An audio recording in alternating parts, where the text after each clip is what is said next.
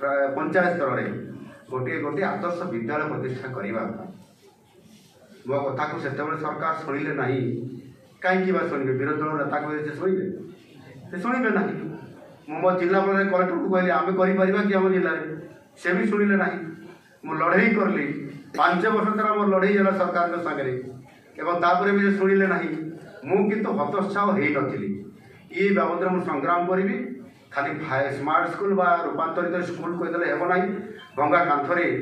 चून टिके रंग बोलीदे तो ये स्मार्ट हो से तार वास्तव कि मारे स्मार्ट हे तार बेस तैयारी करने पड़ो से आधार चलित वर्ष गोदावरी आदर्श प्राथमिक विद्यालय प्रतिष्ठा करने ये कैबिनेट अनुमोदन हो सारी बजेट रे प्रथम फेज रे 12,000 कोटी टंकार व्यवस्था मुझे सारी ये विद्यालय प्रति पंचायत स्तर प्रतिष्ठा हम से स्मार्ट टीचर आवश्यकता अच्छी आईटी हरण गणना मिशन फेडान सहित श्रुत लिखन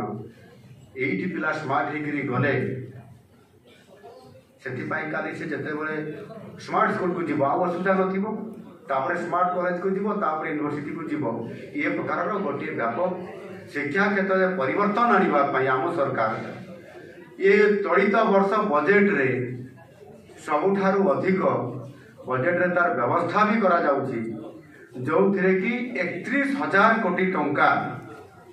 18% समुदाय बजेट रो ये व्यवस्था भी आम सरकार करुछंती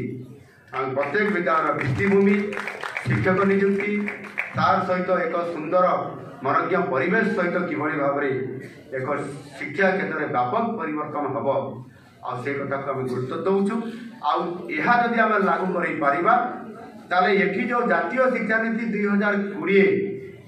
नेशनल एजुकेशन पॉलिसी 2020 जो आडप्ट होगापी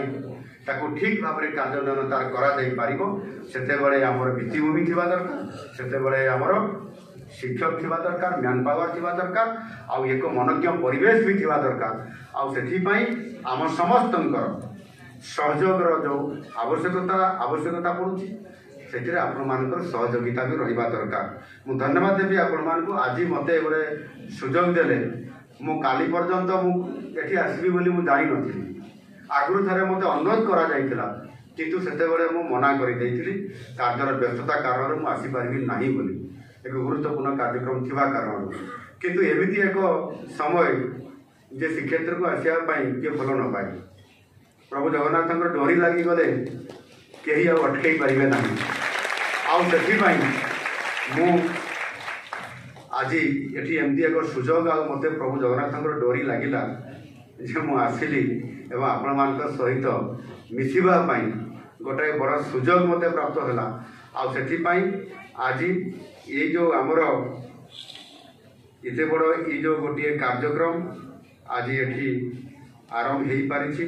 चर्चा होउछि एवं ता भितर आम समस्ते ये आज भागीदारी होती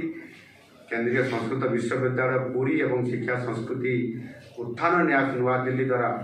ये जो मिलित भाव जो आयोजित होती जो 3 दिनिया ये राष्ट्रीय संगोष्ठी बा वर्कशॉप बा कर्मशाला बा चिंतन बैठक ये निश्चित भाव में आमपाई आगामी दिन में